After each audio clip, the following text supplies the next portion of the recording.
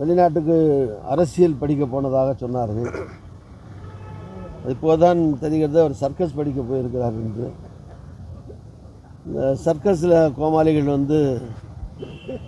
பொதுவாக இந்த மாதிரி சாட்டை எடுத்து அடிச்சுக்கிறது, சவுக்கு எடுத்து அடிச்சுக்கிறது, எல்லாம் மக்கள் கூட்டமான இடங்களில் நின்று இந்த மாதிரி வித்தை காட்டுவாங்க. அது மாதிரி லண்டனில் அரசியல் படிக்க போய் இந்த சர்க்கஸ் அரசியல் தான் படித்தார் போன்றிருக்கு. அதனால் சர்க்கஸில் இருக்கிற கோமாளிகள் வித்தை காட்டுற மாதிரி இங்கே தமிழ்நாட்டு மக்களில் அதுவும் திமுக அரசை அகற்றுவரை தினம் எடுத்து அடிச்சுக்க வேண்டியானே. ஏன் ஒரு நாளோடு இருக்குது? ஒரு நாளைக்கு வீட்டுக்கு முன்னால் நின்று 5-6 அடி அடிச்சுக்கிறதா சொன்னார். ஆட்சி அகற்றுவரை காலனி அழிய மாட்டேன், செருப்பு போட மாட்டேன்னு சொல்லியிருக்காரு. ஆட்சி அகற்றுவரை தினம் அடிச்சுக்க வேண்டியானே ஒரு 5-6 அடி. சும்மா விளையாட்டாக சொல்கிறேன், பாவம் அடிச்சுக்க வேணாம். அவர் முதல் நாளே அடிச்சுக்க வேணான்னு சொல்லுவேன்.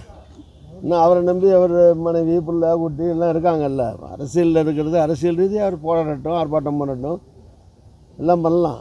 கண்டன ஆர்ப்பாட்டம், மறியல், உண்ணாவிரதம் இப்படி பண்ணலாமே தவிர மகாத்மா காந்தி கூட சவுக்கடி அடிச்சுக்கிறீங்க. மகாத்மா காந்தி கூட சுதந்திர போராட்டத்துக்காக அவரோட ஒரு தியாகி அவர். இது என்ன கிண்டலான கேலியான போராட்டமாக மக்கள் பார்ப்பார்களே தவிர அதில் சீரியஸ்னஸ் இல்லை. இது பாருங்கள், தொலைக்காட்சிக்கு முன்னால் 2 செருப்பை எடுத்து 1/2 மணி நேரம் காட்டிகிட்டு இருக்காரு.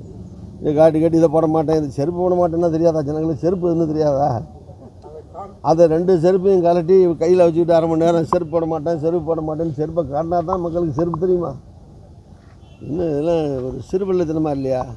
ஒரு ஐபிஎஸ் படித்த மனுஷன் ஒரு தரமான அரசியலை முன்னெடுத்து ஒரு பார்க்குறவங்க ஒரு ஐபிஎஸ் ஆஃபீஸராக இருந்தவர், ஒரு அறிவாளியாக இருக்கார், அறிவாளியாக பேசுகிறாரு, அறிவாளியாக அரசியல் நடத்துகிறாருன்னு சொல்கிறோமே தவிர பார்க்குறவங்க கோமாளியாத்தனமாக பண்ணுறாருன்னு சொல்கிற மாதிரி அரசியல் பண்ணுறது.